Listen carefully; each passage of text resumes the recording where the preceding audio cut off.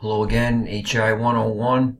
In this video I am going to go over some of the key ideas in Chapter 9, Nationalism and Sectionalism, and I'll attempt to answer some of those questions that are part of this chapter, and I'm also going to do some of the terms, a little bit of everything in this particular video. In the aftermath of the War of 1812, President Madison re-embraced some of the Federalist ideas that he had rejected in the 1790s as he came under the influence of Jefferson and the agrarian Republicans. A new bank is created in 1816.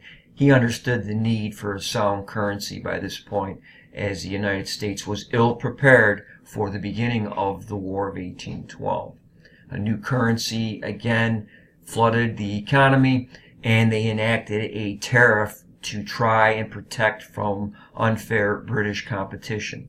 The War of 1812 was the spur for the beginning of manufacturing in the United States because British supplies had been completely cut off. So they had to begin to develop building things for themselves, and it continues in greater and greater capacity as we move through the 19th century. Internal improvements are embraced, and these three ideas will be around for the rest of the century. The bank, the tariff, and internal improvements, what comes to be called the American system, as Henry Clay called it. Some of it was based on what Hamilton was doing at the beginning.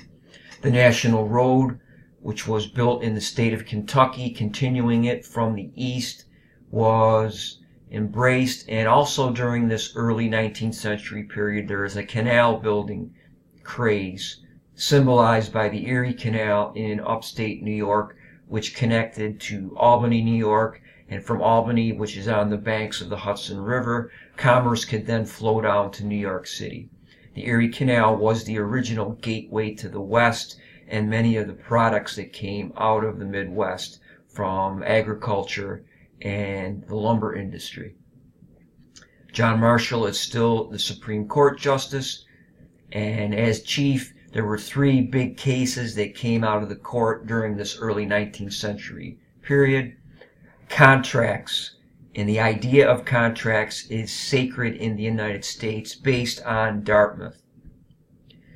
The New Hampshire legislature violated a contractual obligation by firing the Federalists who had been legally hired. They are under contract, and you cannot void a legal contract. McCulloch, this is about the bank. The main finding in this case is that the supreme law of the land is the Constitution, as it says in Article 7. And the state of Maryland was attempting to tax this new national bank. And the power to tax, said Chief Justice Marshall, is the power to destroy. This was a legitimate creation in order to promote a sound national currency. And when they attempted to do away with this by taxing it, the power to tax is the power to destroy. And this is not something a state has a right to do to a federal or constitutional institution. Gibbons versus Ogden, this is the steamboat case. Mr. Ogden had a monopoly business ferrying people across the bay at the end of the Hudson River between New Jersey and New York City.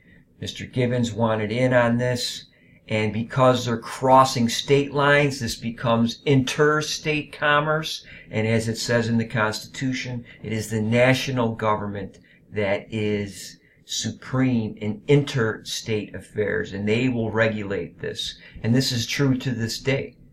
National supremacy, as conducted by the national government, they will regulate affairs between states. Here are some more differences over the American system. This is something out of the textbook, and how different regions of the U.S. view the tariff, the bank, and internal improvements. Internal improvements, the Northeast was opposed, the South was opposed, but the West supports this idea because they're looking to get their goods to market. They need better roads. They like the idea of canals being constructed. And eventually railroads is going to solve this problem later in the 19th century. In the beginning, roads are being built and supported by Congress. The bank, the Northeast generally supports that because they are engaged in commerce, and the South is generally opposed to the bank because they are agrarians, and agrarians always have problems with banks because they're usually in debt to them for the tools that they need to engage in getting a crop to market, getting the seed into the ground, getting the things they need to cultivate the crop, and that usually results in having to take out loans, and they hate banks. The West is completely opposed to the bank because there's never enough currency. There's deflation being practiced by the United States government in the 19th century. If you had money, it was very valuable, but it was difficult to obtain. And on the tariff, the Northeast opposed because they are engaged at this time in a lot of shipping. The South is dead fast and totally opposed to the tariff, but the West supports the tariff because they don't want any competition from foreign goods and foreign agricultural products coming in from outside of the United States. The tariff was passed by Congress. So this gives you a quick overview of how the different regions, which are now developing, different sections are now developing, and they have some different views on how things should be conducted by the national government. The South is plantation agrarian. The Northeast is embracing proto-manufacturing. It's just getting started. They're still heavily involved in shipping and investment, and there is some commercial farming, but nowhere near to the scale that it is out in the West. There is still conflict over the extension of slavery into the western states, and that's going to end up leading to the end of this so-called era of good feelings that developed out of the War of 1812 until the Panic of 1819.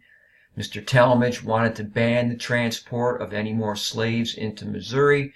This enraged many of the Southerners who are engaged in the internal slave trade, which is what the state of Virginia mostly is doing at this point, because the soil has been exhausted from centuries of growing tobacco. So what the state of Virginia will now do is engage in supplying the rest of the South and the old Southwest here in Mississippi, Alabama, and western Georgia with the slaves that they'll need to engage in cotton plantation farming. The panic ends the era of good feelings. Cotton prices collapsed and there is an economic depression. Land prices plummet because they had been overinflated because of over-speculation. We'll see this time and again in American history. Bubbles are created in the economy in different markets because of over-speculation, because of people buying too much stock being issued in certain markets, and it becomes overinflated, and eventually it bursts and collapses. Out of this panic, the Missouri Compromise was created. This line, 36 degrees, 30 minutes of latitude, extends all the way across to the Pacific. The idea was slavery above that line will be permitted, slavery below will be outlawed. And Missouri was admitted as a slave state, and that maintains the balance between slave and free states, which is key for the Southerners to control politics from the Senate. The Rush-Bagot Treaty of 1817 established the 49th parallel as being the border between Canada and, this is up here, the 49th. This is the border based on that treaty. There's a war. Andrew Jackson is still in the military at this time. Many slaves escape down into the Florida territory, and he chases them down into that state, or that territory, excuse me. And he will slaughter many Indians. Red Sticks and other tribes will be slaughtered by Jackson. He hates the Indians. Eventually, the Transcontinental Treaty, or also sometimes called the Adams-O'Neill Treaty, will give the United States Florida for $5 million. Also created by Secretary of State John Quincy Adams will be the Monroe Doctrine, which will be the main basis of United States foreign policy into the 20th century. No further European colonization in the Western Hemisphere. And we had no teeth to really back this up, but the British implicitly supported this because it serves their interest against the other European powers. The Spanish, the French, the Germans. Colonies where they already exist in the Caribbean and in South America will be permitted. Monarchy is also identified by this doctrine as being a threat to the United States, and the idea of isolationism develops out of the Monroe Doctrine.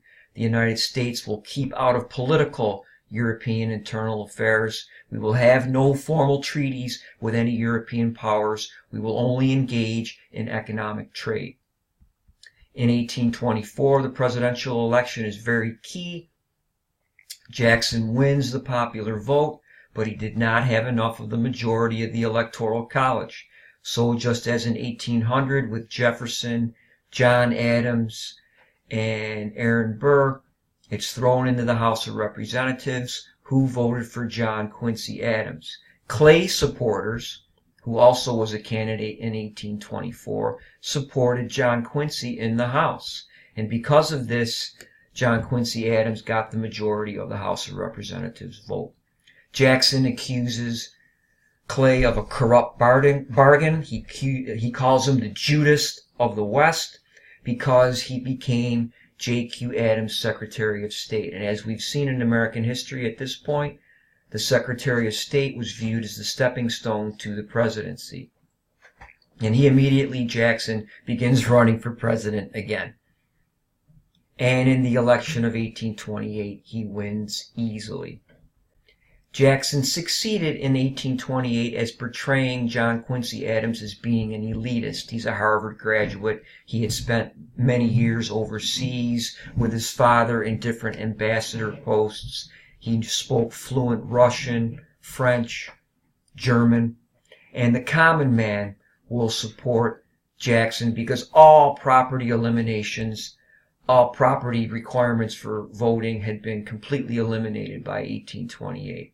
And Jackson is sometimes viewed, even though he is far from being a common man, he is an elitist himself in another way, but he's a Westerner. He's a man on the make. And he is going to enable more lands to be settled because he hates the Indians.